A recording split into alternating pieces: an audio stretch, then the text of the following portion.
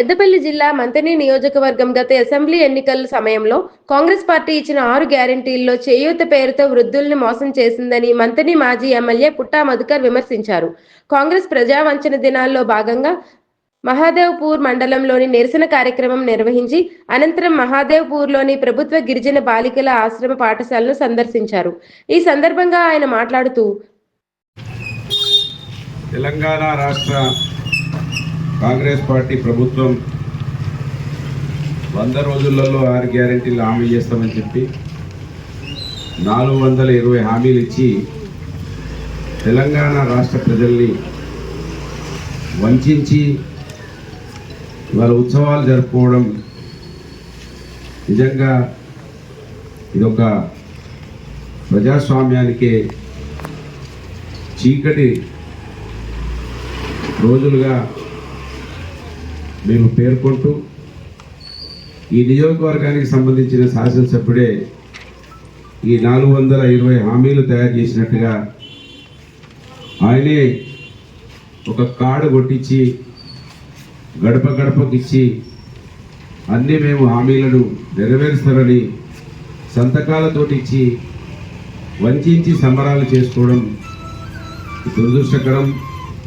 ఈ నియోజకవర్గ శాసనసభ్యుడే నియోజకవర్గంలో ఉన్న ఆయన కోట్లేసిన ప్రజలకే ఒక్క పథకాన్ని కూడా ఇవ్వకుండా ఇచ్చే పథకం కూడా అరకొరగా ఇస్తూ అన్ని చేసినవని చెప్తే వీళ్ళని చూసి నవ్వాలన్నా ఏడవాలన్నా అర్థమవడం లేదు.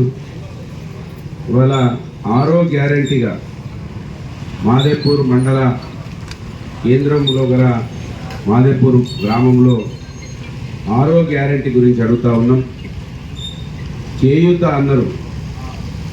చేయూత పేరు మీద కేసీఆర్ గారు 2000 ఇస్తున్నాడు.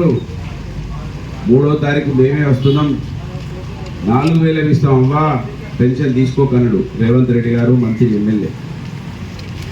పాపం తీసుకోవద్దంటే నిజంగానే ఇస్తాడు కావచ్చు, వచ్చే పెన్షన్ కూడా తీసుకోవద్దు అంటాడు కనుక అబ్బాయి నీతి గల్లోడు కావచ్చు అనుకుంటే నీతి మాలినోడు అవుతాడని కనీసం ఊహించారు. ఎందుకంటే సంతకాలు పెట్టి ఇచ్చారు. 4000 రూపాయలు దేవుడెరుగు ఇచ్చే 2016 రూపాయలు, 16 రూపాయలు కూడా కాంగ్రెస్ వాళ్ళు తింటున్నట్టుగా కొంతమంది బాధపడతా ఉన్నారు. ఆ 2000 పెన్షన్ కూడా 2 నెలలు ఎగ్గొట్టారు. 11 నెలల్లో 2000 పెన్షన్ 2 నెలలు ఎగ్గొట్టినటువంటి ఘన చరిత్ర కాంగ్రెస్ పార్టీకి దక్కింది.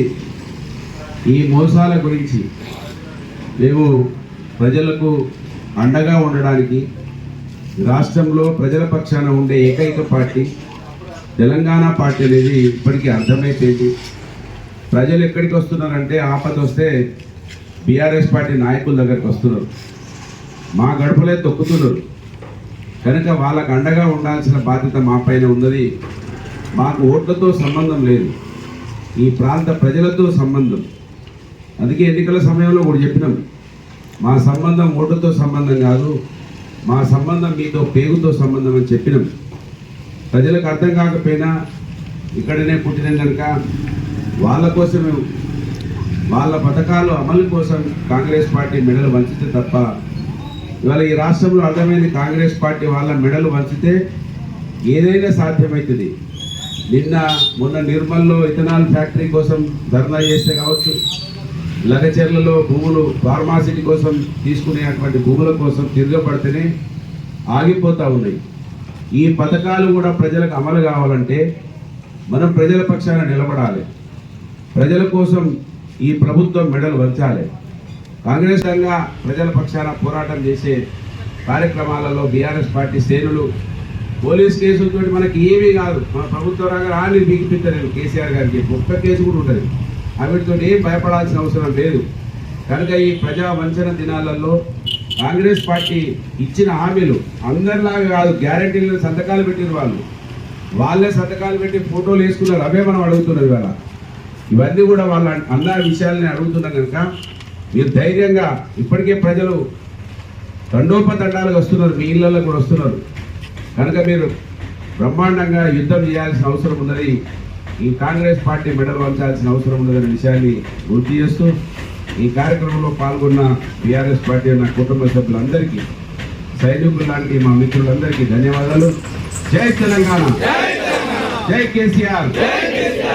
ఈ కార్యక్రమంలో మండల నాయకులు, కార్యకర్తలు తదితరులు పాల్గొన్నారు.